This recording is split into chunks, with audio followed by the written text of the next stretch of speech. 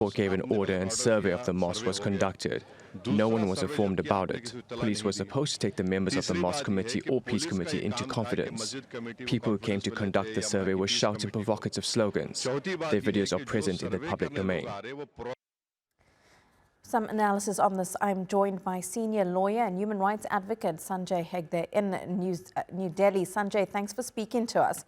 This certainly isn't the first time we're seeing a dispute of this nature in India. What do you make of what took place over the weekend? Well, what I make of it is that there is a continual attempt to change the character of many Islamic religious sites in India. The Indian Parliament has passed a law which said that as on the day of independence, that's on the 15th of August 1947, whatever is the character of a religious place of worship, that will remain.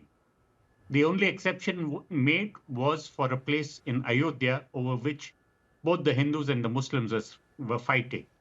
The Indian Supreme Court resolved the Ayodhya dispute by moving the Muslim religious place to some place away, giving them twice the land, and a grand Hindu temple was built on the site.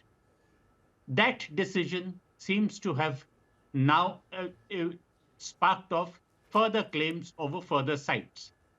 This mosque in Sambhal is also supposed to have been built by the same emperor, the first Mughal emperor Babur, and therefore there are claims that this too was a Hindu temple and it should be restored back to being a Hindu temple.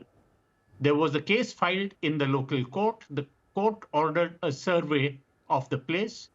Those people who came to execute the survey, they had accompanying crowds which shouted religious slogans.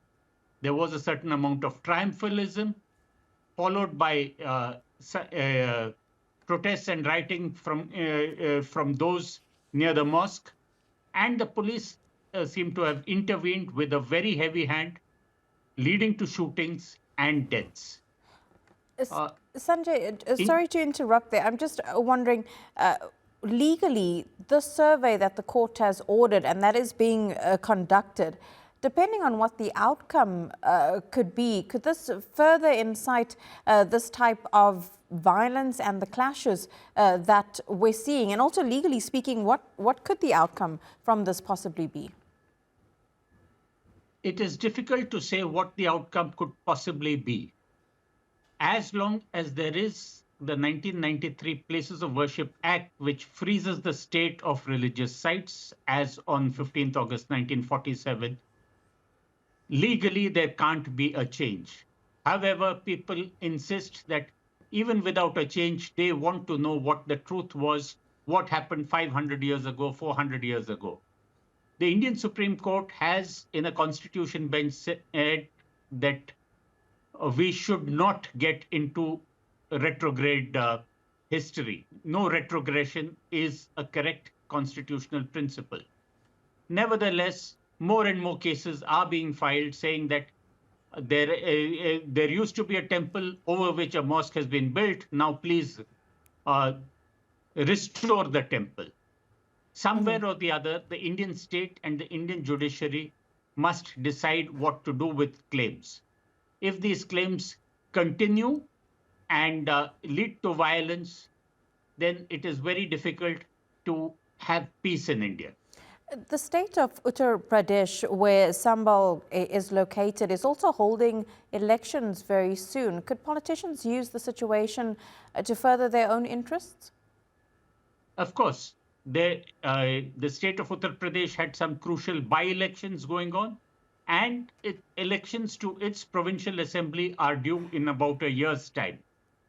There is definitely a ratcheting up of religious polarization so that voters get polarized and consequently the ruling party might benefit.